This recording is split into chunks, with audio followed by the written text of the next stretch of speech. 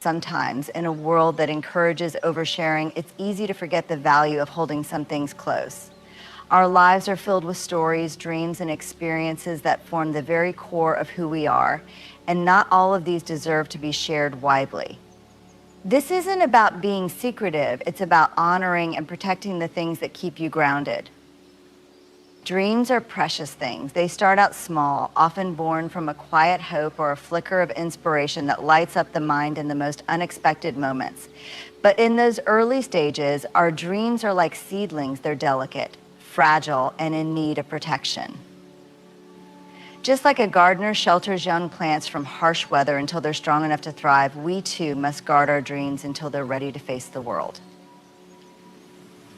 Sharing a dream before it has time to take root can expose it to opinions, judgments, and fears that don't serve it or you.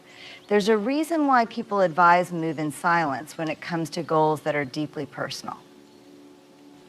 In the initial stages, a dream's worth might only be visible to you. Others, with good intentions or otherwise, may cast doubts that undermine your excitement or sway your confidence. They may not see what you see, and their reactions can have a profound effect on the belief you have in yourself and in your vision. Think of your dream as a tender flame. If you share it too soon, the slightest gust of doubt, even well-meaning skepticism, can extinguish it. Protecting your dream doesn't mean hiding it in fear. It means allowing it to mature in a safe space, away from outside interference, so that you can nurture it fully and confidently. It's about creating the kind of environment where your dream can transform from a mere spark into a sustainable light that fuels you.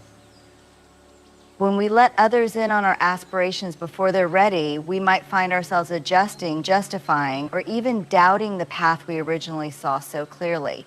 Protecting a dream is also about protecting the clarity and passion that gave birth to it.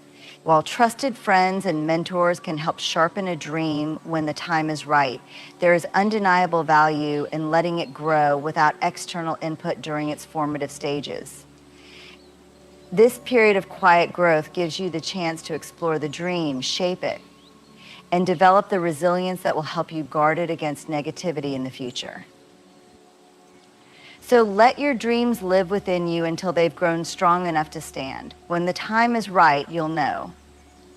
By then, your dream won't just be an idea or a hope, it will be something real, ready to thrive in the world and resilient enough to withstand whatever doubts or opinions might come its way. We all face struggles. They're an undeniable part of the human experience, shaping us and pushing us toward growth. And while there's often a strong impulse to share our burdens, hoping for relief or understanding, not all struggles are meant for the public eye. Don't broadcast your struggles as a reminder that the challenges we face can sometimes be best managed and most meaningfully understood within the private, safe spaces of our own lives. When we share our struggles with others, we invite their reactions, opinions, and even judgments into the experience. And while some people may offer empathy and encouragement, others may unintentionally bring in perspectives that make our pain feel heavier. They might dismiss our feelings, downplay our experiences, or offer advice that doesn't resonate. In such cases, sharing can amplify our hurt rather than alleviate it, leaving us feeling exposed instead of supported. The truth is, pain and hardship often need a quiet space to heal. Broadcasting our struggles before we've processed them ourselves can complicate our journey. When we go through hard times, part of what we need is introspection, a chance to sit with our emotions, to explore what the challenge means to us personally, and to allow ourselves the room to find our own answers. Broadcasting can disrupt this process, turning the focus outward rather than inward, often at a time when we most need to be grounded in our own inner experience. There's also a strength that comes from learning to hold certain burdens within ourselves. When we choose not to share every struggle publicly, we build resilience and self-reliance. This isn't to say we should never reach out for support. There are times when sharing is essential and healing. But by choosing who we confide in with intention, rather than broadcasting widely, we create the chance to receive thoughtful, compassionate support instead of superficial reactions. A close friend or trusted confidant can offer genuine empathy, creating a healing connection that a public audience simply cannot provide. Another thing to remember is that struggles are often temporary phases. Broadcasting them can make them feel more permanent, as if they define who we are. When we constantly share our hardships, we risk associating ourselves with those struggles, letting them become part of our identity in the eyes of others. Instead, if we give ourselves the chance to privately process and heal, we can emerge from our challenges with a clearer sense of self, not as someone defined by their hardships, but as someone shaped by their hardships, but as someone shaped by their resilience and growth. By keeping some struggles private, we also honor the sacred, transformative work that hardship often brings. Struggles teach us things that are deeply personal lessons about ourselves, our values, and our inner strengths. Sharing those insights, when and if we choose to, can be powerful. But if we let the journey unfold privately, we allow ourselves to take in these lessons deeply and meaningfully without outside voices influencing our interpretation. Ultimately, not broadcasting our struggles is about respecting our own journey. It's an act of self-care to create a boundary between what we're going through and how much we choose to expose. This boundary doesn't mean we have to carry our burdens alone. It means we carry them with intention, seeking support where it's genuinely helpful and preserving our peace in the process. Our struggles are a part of our story, but how we choose to share them or not share them determines how that story unfolds for ourselves and the world around us. Boundaries are essential. They're the invisible lines we draw around ourselves to protect our time, energy, and well-being. But for some reason, we often feel compelled to justify these boundaries, to explain why we've set them in place, especially if others don't immediately understand. The truth is, boundaries don't need explanations to be valid. Keep your boundaries intact and unexplained is about honoring your own needs without the pressure of convincing others why those needs matter. Setting boundaries can feel uncomfortable at first, especially in a world that often rewards self-sacrifice and sees limitless availability as a virtue. You might worry that saying no will make people think you're selfish, or that protecting your space will make others think you don't care. But healthy boundaries are not about shutting others out. They're about making sure you have what you need to show up fully when it matters. Keeping your boundaries intact and unexplained is about building self-respect and recognizing that you don't owe anyone a justification for protecting your peace. Consider how often we dilute our boundaries by over-explaining.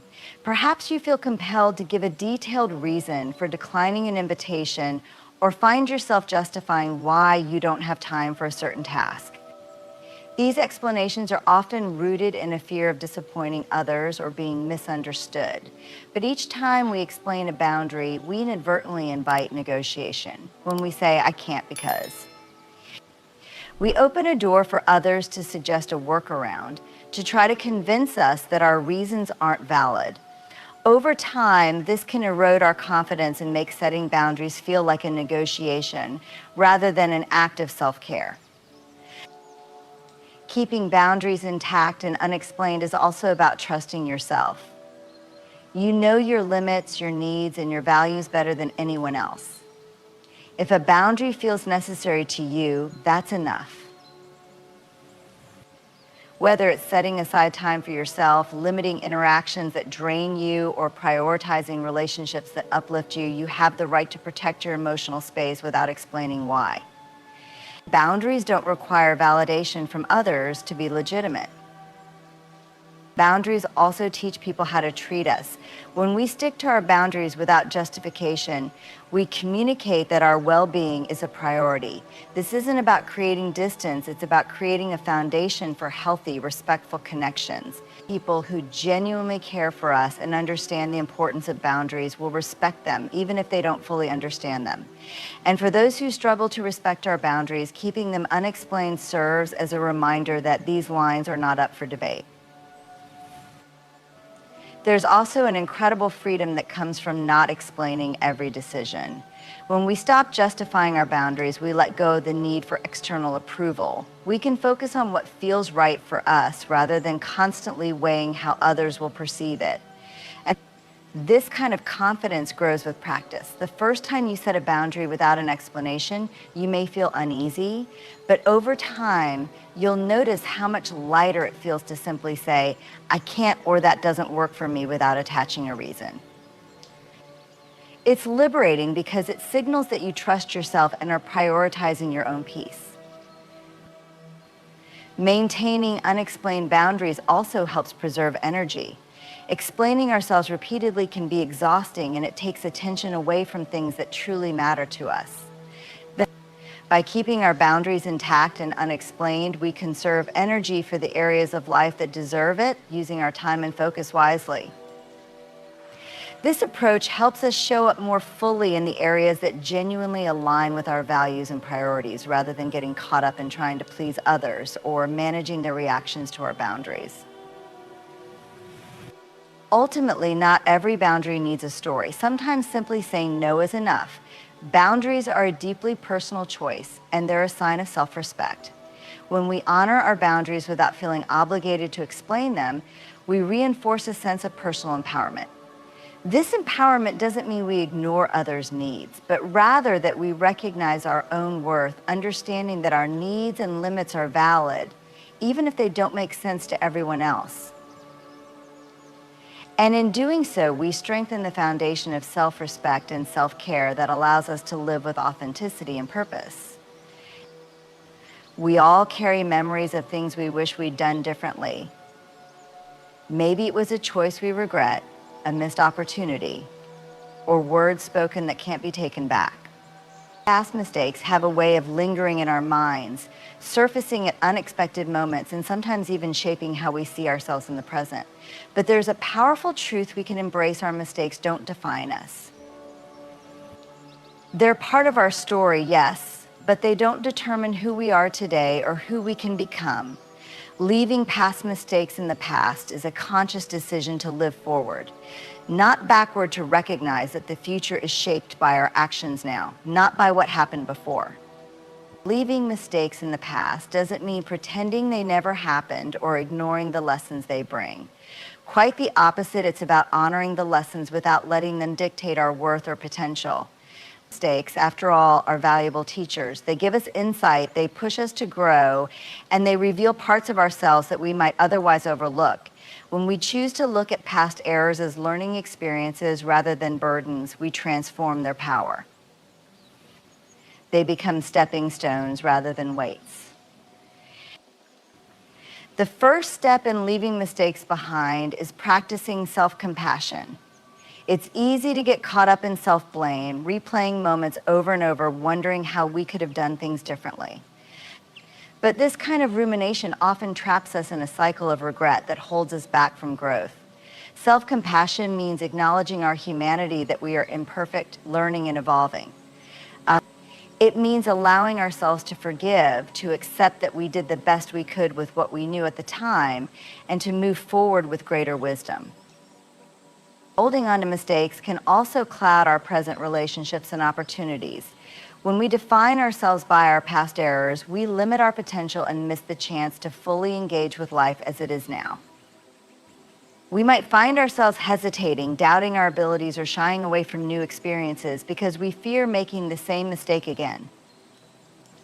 But this is exactly why leaving mistakes in the past is so crucial. It frees us from the fear that past errors will repeat, giving us the courage to try again, to take risks, and to trust ourselves anew. There's also a certain humility in letting go of mistakes. It's an acknowledgement that we're not perfect, that sometimes we'll fall short. And that's okay. Letting go allows us to own our flaws without being consumed by them.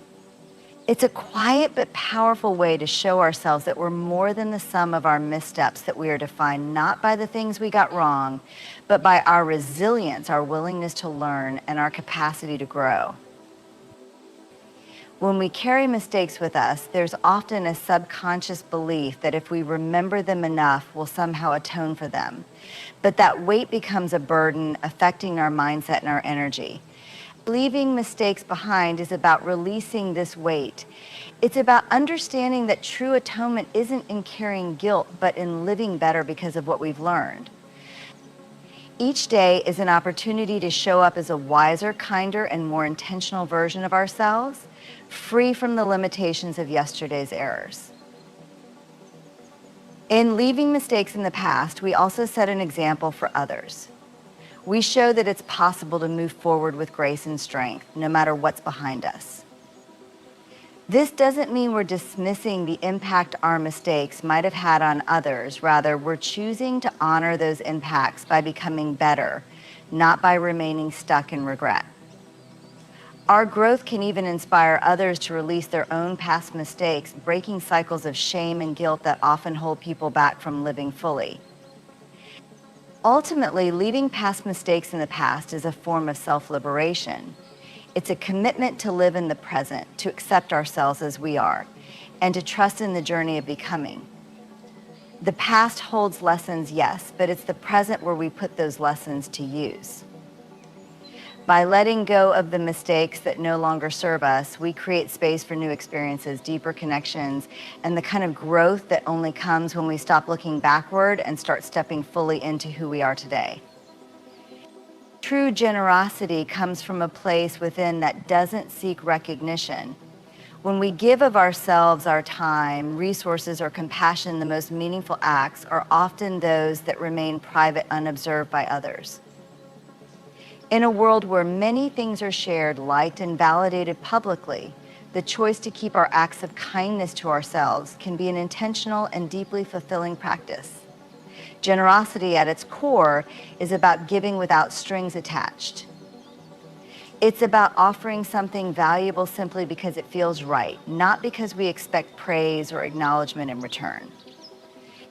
When we give with the hope of being seen or acknowledged, the focus shifts from the act itself to the perception of it. The purity of the act is diluted, overshadowed by a desire for approval.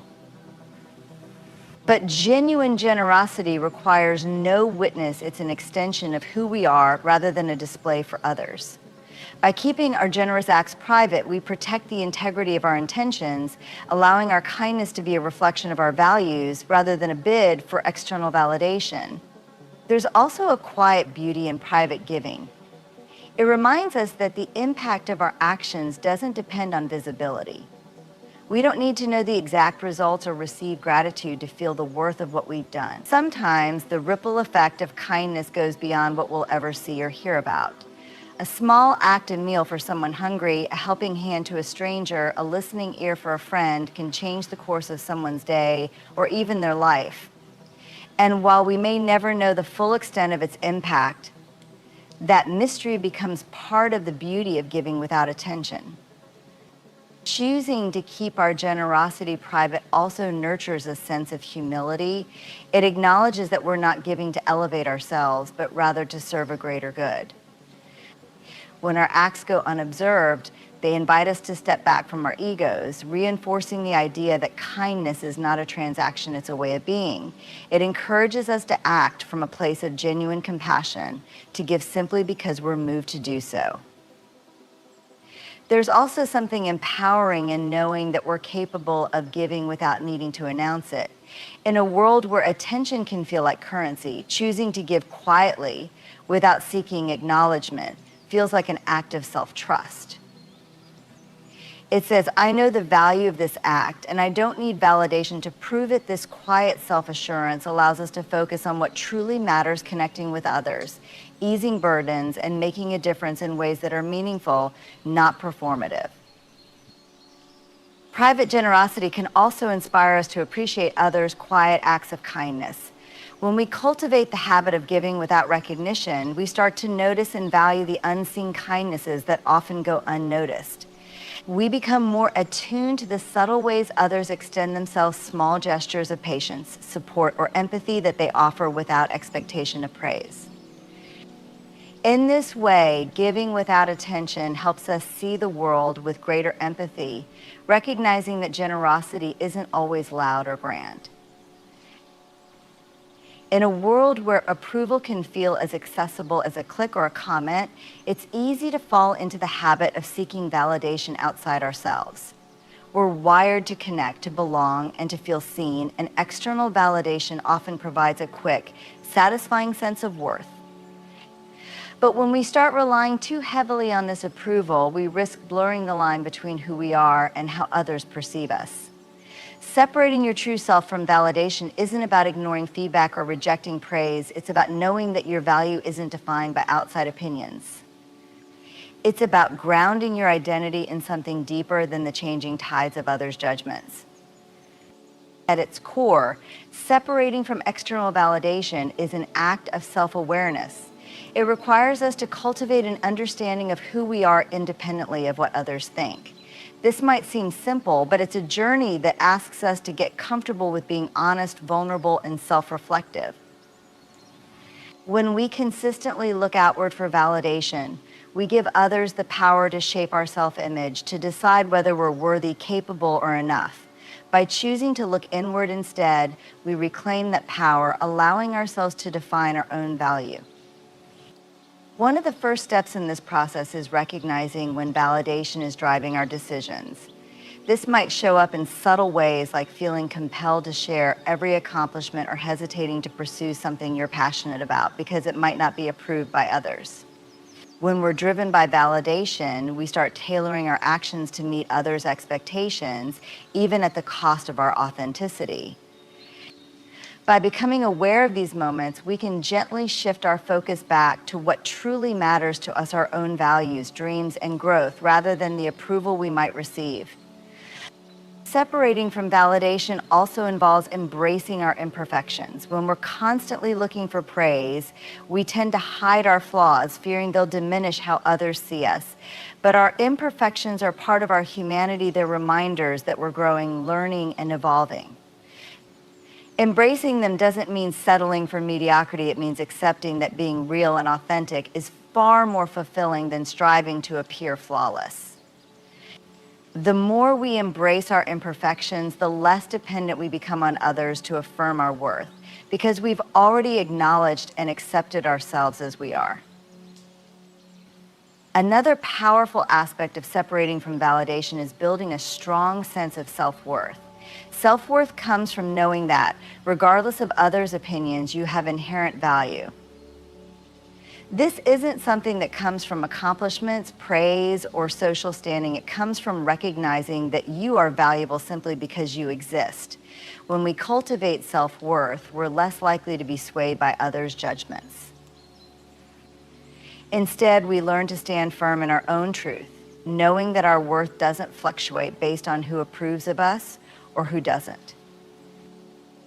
This journey also encourages resilience in the face of criticism. If our sense of self is rooted in external validation, criticism can feel devastating. But when we've taken the time to separate our true selves from validation, we're able to view criticism more objectively, discerning what's constructive from what isn't. We don't take it as a reflection of our worth, but rather as an opportunity to grow, adapt, or sometimes to simply let go of feedback that doesn't resonate. This perspective allows us to build resilience, to stand strong in who we are, and to navigate life with confidence even when approval is absent.